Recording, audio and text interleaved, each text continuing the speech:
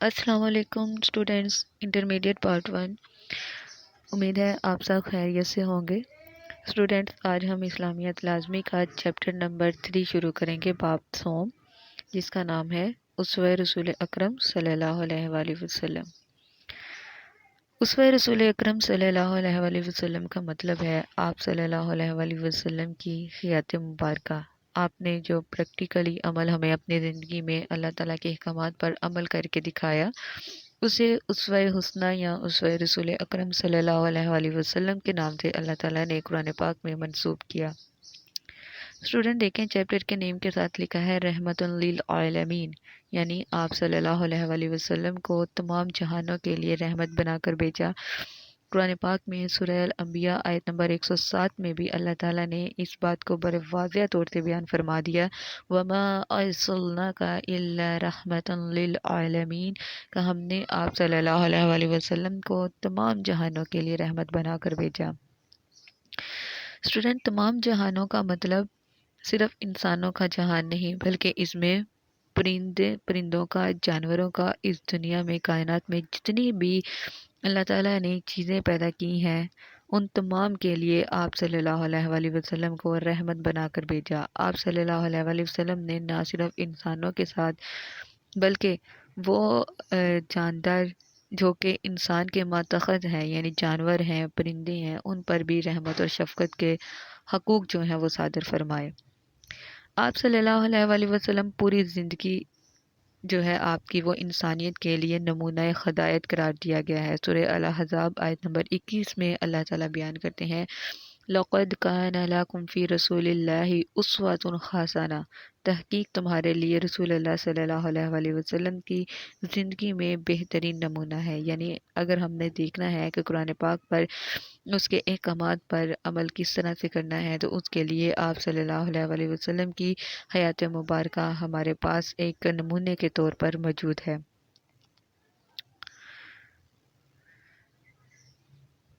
امت پر شفقت اور رحمت۔ نبی کریم صلی اللہ علیہ وآلہ وسلم نے امت پر یعنی انسانوں پر کس طرح آپ شفقت اور رحمت فرماتے تھے، اس بات کو اللہ تعالیٰ نے قرآن پاک میں بیان کیا ہے۔ حضور اکرم صلی اللہ علیہ وآلہ وسلم کے بارے میں قرآن پاک میں اللہ تعالیٰ نے ارشاد فرمایا، لَقَدْ جَاءَكُمْ رَسُولٌ مِّنْ أَنفُسِكُمْ عَزِيزٌ عَلَيْهِ مَا عَنِتُّمْ حَرِيصٌ عَلَيْكُمْ بِالْمُؤْمِنِينَ رَءُوفٌ رَحِيمٌ۔ تو مسلمانوں، تمہارے پاس اللہ کے ایک رسول آئے ہیں جو تم ہی میں سے ہیں، تمہارا رنج و کلفت میں پڑنا ان پر بہت شوق گزرتا ہے، وہ تمہاری بھلائی کے بڑے ہی خواہش مند ہیں، وہ مومنوں پر نہایت شفقت کرنے والے اور مہربان ہیں۔ یعنی اللہ تعالیٰ نے یہاں پر مومنین مسلمانوں سے یہ بات بیان کی ہے کہ تم ہی میں سے یعنی انسانوں میں سے ہی میں نے ایک رسول کو بھیجا ہے، تم پر جب تکلیف گزرتی ہے تو انہیں بہت زیادہ اس کا رنج ہوتا ہے، وہ تمہاری بھلائی کے سب سے زیادہ خواہش مند ہے، اور جو مومن ہیں ان پر بہت زیادہ شفقت اور رحم فرمانے والے ہیں۔ حضور اکرم صلی اللہ علیہ وآلہ وسلم کی شفقت اور رحمت کا امت پر یہ عالم تھا کہ جو مقروض صحابہ ہوتے تھے، جو قرض ادا نہیں کر سکتے تھے، آپ ان کا قرض اپنے پاس سے ادا کر دیا کرتے تھے۔ نماز میں خطبہ مختصر فرماتے تھے، یہاں تک کہ حضرت عائشہ رضی اللہ تعالیٰ عنہ فرماتی ہیں کہ آپ اپنے پسندیدہ عمل کو بھی اس لیے ترک فرما دیتے تھے کہ کہیں وہ عمل امت پر فرض کی حیثیت سے عائد نہ ہو جائے، یعنی جو عمل آپ زیادہ کرتے اللہ تعالیٰ کو اگر پسند آ جاتا تو وہ امت پر فرض ہو جاتا، تو آپ اپنے پسندیدہ عمل کو بھی جو ہے وہ کم کیا کرتے تھے تاکہ امت پر اس کی وجہ سے کوئی مشکل نہ آئے۔ مثلا نماز تراویح صرف دن آپ نے مسجد میں ادا فرمائی، اس کے بعد یہ خیال مانع ہوا، یعنی یہ خیال آیا کہ نماز تراویح امت پر فرض نہ کر دی جائے۔ اسی طرح امت کو عبادات اور معاملات میں دشواری سے بچانے کے لیے حضور اکرم صلی اللہ علیہ وآلہ وسلم عمر بھر فکر کرتے رہتے، یعنی اگر آپ نماز تراویح پورا ماہ مسجد میں ادا کرتے تو یہ مستحب واجب ہو جاتا اور فرض کر دی جاتی، اور پھر فرض کو اگر پورا نہ کیا جاتا تو اس کا گناہ جو ہے وہ زیادہ ہوتا۔ اس لیے آپ نے امت کو ان دشواریوں سے بچانے کے لیے اپنے پسندیدہ عمل کو بھی کم سے کم کرنے کی کوشش کی، جیسے کہ حضور اکرم صلی اللہ علیہ وآلہ وسلم نے فرمایا مسواک کے بارے میں کہ اگر میری امت کو مشکل نہ ہوتی، ان کو دشواری نہ ہوتی، تو میں انہیں ہر نماز سے پہلے مسواک کرنے کا حکم دیتا، کیونکہ امت کو اس لیے دشواری ہوتی، اس کے لیے تردد کرنا پڑتا، اس لیے آپ نے یہ حکم نہیں دیا۔ یہاں تک کہ خلق خدا، خالق ارض و سما دونوں شاہد ہیں، یعنی اس دنیا کے تمام انسان اور اللہ تعالیٰ خود جو ہیں وہ گواہ ہیں۔ حضور اکرم صلی اللہ علیہ وآلہ وسلم بالمومنین رؤوف رحیم، یعنی ایمان والوں پر بہت زیادہ شفقت اور مہربان کرنے والے ہیں۔ کافروں پر رحمت، نہ صرف مومنین پر بلکہ آپ نے کافروں پر بھی ہر طرح سے رحمت کی۔ آپ سے پہلے جتنی بھی امتیں گزری تھیں وہ کسی نہ کسی عذاب میں مبتلا ہیں۔ کسی قوم کی صورت کو مسخ کر دیا گیا، یعنی ان کی صورت بگاڑ دی گئی، کسی پر طوفان کا عذاب آیا اور کسی کی بستی کو الٹ دیا گیا، لیکن حضور انور صلی اللہ علیہ وآلہ وسلم کے وجود کی برکت سے کفار مکہ باوجود اپنی سرکشی کے دنیا میں عذاب عظیم سے محفوظ رہے، یعنی اللہ تعالیٰ نے آپ کی موجودگی کی وجہ سے، آپ کے وجود برکت کی وجہ سے دنیا میں کفار مکہ پر کسی قسم کا کوئی عذاب نازل نہیں کیا تھا۔ اللہ تعالیٰ سورہ انفال آیت نمبر 33 میں بیان کرتے ہیں وَمَا كَانَ اللَّهُ لِيُعَذِّبَهُمْ وَأَنْتَ فِيهِمْ، اور اللہ ہرگز عذاب نازل نہیں کرے گا جب تک کہ آپ صلی اللہ علیہ وآلہ وسلم ان میں موجود ہیں۔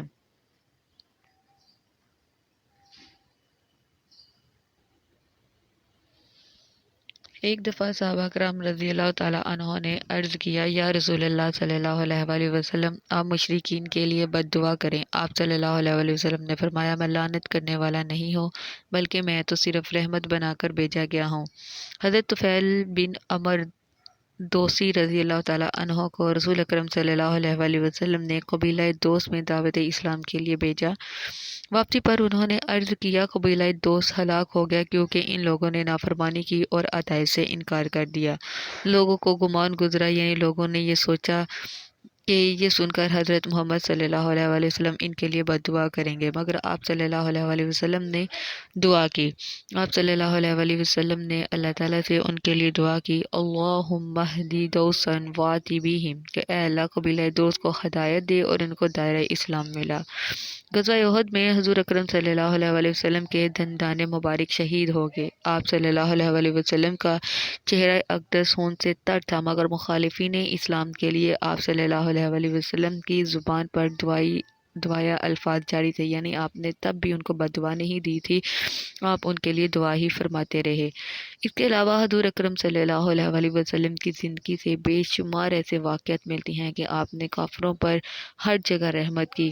تب طائف کا تاریخ میں ہم واقعہ پڑھتے ہیں کہ جب آپ طائف والوں کو اسلام کی دعوت دینے کے لیے گئے تو طائف والوں نے آپ کے پیچھے بہت زیادہ بدمعاش لڑکے جو تھے وہ لگا دیے۔ انہوں نے آپ صلی اللہ علیہ وآلہ وسلم کو اتنا تنگ کیا، آپ پر اتنے پتھر برسائے کہ آپ صلی اللہ علیہ وآلہ وسلم کے نالین مبارک جو تھے وہ لہو لہان ہو گئے۔ آپ صلی اللہ علیہ وآلہ وسلم جب ایک جگہ پناہ گزیر ہوئے تو حضرت جبرائیل علیہ السلام تشریف لائے اور انہوں نے کہا کہ اگر آپ مجھے حکم دے تو میں ان طائف والوں کو ان دو پہاڑوں کے درمیان کچل کر رکھ دوں۔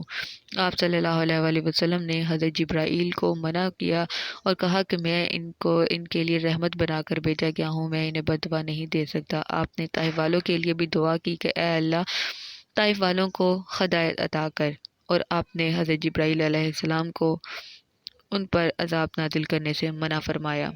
اس کے علاوہ ایک بہترین مثال جب آپ صلی اللہ علیہ وآلہ وسلم نے مکہ کو فتح کیا۔ مکہ وہ شہر تھا جو آپ کا آبائی شہر تھا، جہاں آپ پیدا ہوئے، آپ نے اپنا بچپن گزارا اور وہ آپ کو بہت زیادہ عزیز تھا، لیکن کفار مکہ نے آپ صلی اللہ علیہ وآلہ وسلم پر اتنے زیادہ ظلم و ستم کیے کہ آپ کو اللہ تعالیٰ کے حکم سے ہجرت کرنا پڑی اور مکہ چھوڑ کر مدینہ جانا پڑا۔ تب آپ صلی اللہ علیہ وآلہ وسلم بعد میں مکہ کو فتح کر کے ایک فاتح کے طور پر مکہ میں داخل ہوئے تو اس وقت آپ چاہتے تو آپ تمام کفار مکہ سے اپنے ظلم اور زیادتی کا بدلہ لے سکتے تھے، جنہوں نے آپ کے عزیزوں کو قتل کیا اور آپ پر ظلم و ستم کیا، لیکن آپ صلی اللہ علیہ وآلہ وسلم نے اس وقت بھی تمام کافروں پر رحمت کی اور آپ نے سر عام معافی کا اعلان کر دیا۔ آپ کے اسی حسن سلوک کو دیکھتے ہوئے کفار مکہ جو تھے وہ مسلمان ہو گئے۔ عورتوں پر شفقت۔ اسلام سے پہلے معاشرے میں عورتوں کی کوئی عزت نہ تھی، وہ ظلم و ستم کا شکار تھی۔ حضرت محمد صلی اللہ علیہ وآلہ وسلم نے انہیں عزت اور احترام بخشا اور ان کے حقوق اور فرائض کا تعین کیا۔ ان کو ماں، بیٹی اور بیوی تینوں حیثیتوں سے عزت عطا کی۔ اسلام سے پہلے عورت کی ان تینوں مقام میں سے کوئی بھی حیثیت نہیں تھی۔ عورت کو ایک سامان کے طور پر جائیداد میں تقسیم کیا جاتا تھا یا پھر اس کو زندہ درگور بھی کر دیا جاتا تھا۔ عورت کا وراثت میں کسی قسم کا کوئی حصہ نہیں تھا۔ ایک ماں کے طور پر، ایک بیوی کے طور پر، ایک بیٹی کے طور پر اسے کوئی بھی مقام حاصل نہیں تھا۔ اسلام نے اور آپ صلی اللہ علیہ وآلہ وسلم نے عورت کو وہ مقام دیا جو کسی بھی دوسرے مذہب نے عورت کو عطا نہیں کیا تھا۔ آپ صلی اللہ علیہ وآلہ وسلم نے فرمایا الجنۃ تحت اقدام الامہات کہ جنت ماؤں کے قدموں کے نیچے ہے۔ آپ نے ماں کو جنت قرار دیا، بیٹی کو رحمت قرار دیا اور بیوی کو راحت قرار دیا۔ عرب کے لوگ تنگ و عیار، بھوک اور افلاس کی وجہ سے یعنی غربت کی وجہ سے اپنی اولاد کو قتل اور لڑکیوں کو زندہ دفن کر دیتے تھے۔ آپ صلی اللہ علیہ وآلہ وسلم نے اس رسم کو ختم کرایا اور لڑکیوں کو گھر کی زینت اور گھر والوں کے لیے باعث رحمت قرار دیا۔ آپ صلی اللہ علیہ وآلہ وسلم کے حدیث کا مفہوم ہے کہ اگر کسی شخص نے 1، 2 یا 3 لڑکیوں کو پالا اور ان کی تربیت اچھی کی یہاں تک کہ وہ بالغ ہوں گی اور ان کی شادی کر دی تو وہ اور میں جنت میں اس طرح ہوں گے۔ آپ نے اپنے ہاتھ کی 2 انگلیوں کو اکٹھا کر کے اشارہ کیا۔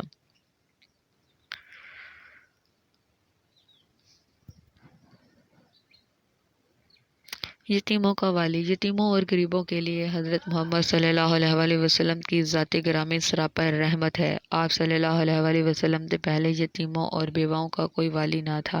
یتیموں کے مال جو تھے وہ لوٹ لیے جاتے تھے اور بیواؤں کو جو تھا وہ وراثت کی طرح آپس میں بانٹ لیا جاتا تھا۔ آپ صلی اللہ علیہ وآلہ وسلم نے یتیموں کی نگہداشت کی فضیلت بیان کرتے ہوئے شہادت کی انگلی اور درمیانی انگلی کو ملا کر فرمایا انا وقافل الیتیم فی الجنۃ ھکذا، میں اور یتیم کی نگہداشت کرنے والا بہشت یعنی جنت میں یوں ساتھ ساتھ ہوں گے۔ حضرت اسماء رضی اللہ تعالیٰ عنہ بنت زوجہ حضرت جعفر تیار رضی اللہ تعالیٰ عنہ بیان کرتی ہیں کہ جس دن جعفر رضی اللہ تعالیٰ عنہ غزوہ موتہ میں شہید ہوئے، حضرت محمد صلی اللہ علیہ وآلہ وسلم میرے ہاں تشریف لائے اور فرمایا اسماء، جعفر کے بچوں کو بلاؤ۔ میں نے بچوں کو خدمت اقدس میں حاضر کیا تو آپ صلی اللہ علیہ وآلہ وسلم نے انہیں سینے سے لگایا اور رو پڑے۔ میں نے عرض کیا یا رسول اللہ، شاید آپ کو جعفر رضی اللہ تعالیٰ عنہ کی طرف سے کچھ خبر آئی ہے۔ آپ صلی اللہ علیہ وآلہ وسلم نے فرمایا وہ آج شہید ہو گئے۔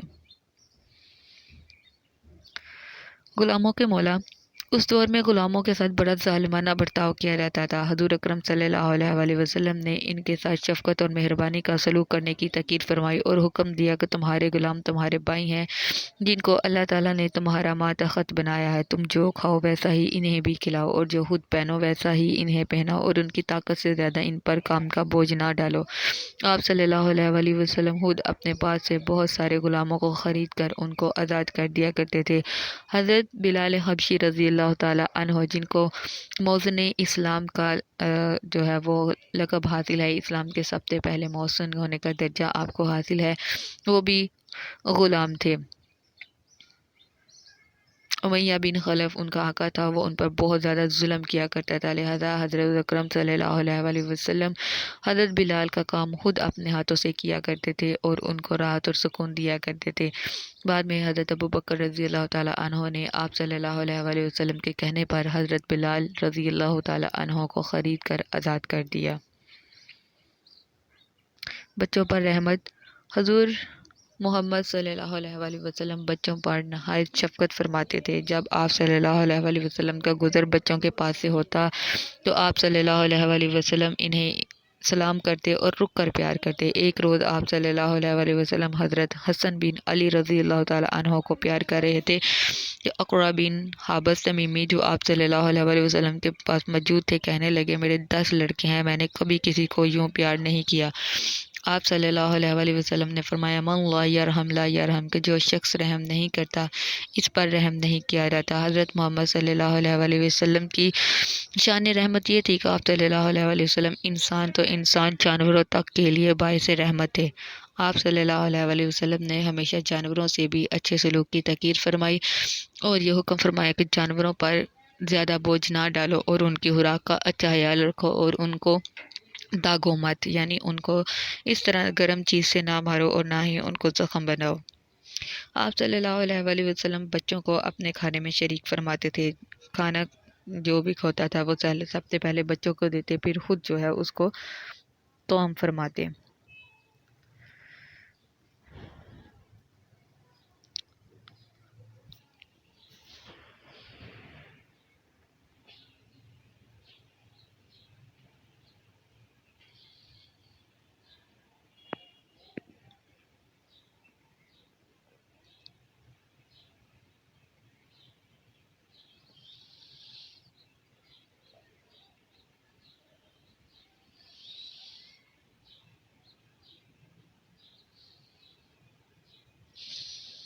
ویڈیو پسند آئی تو لائک کریں، اپنی رائے کمنٹ کریں۔ ایسے ہی مزید ویڈیوز کے لیے ہمارا چینل سبسکرائب کریں اور بیل کا آئیکن دبائیں تاکہ آپ کو ہر ویڈیو کا نوٹیفیکیشن ملتا رہے۔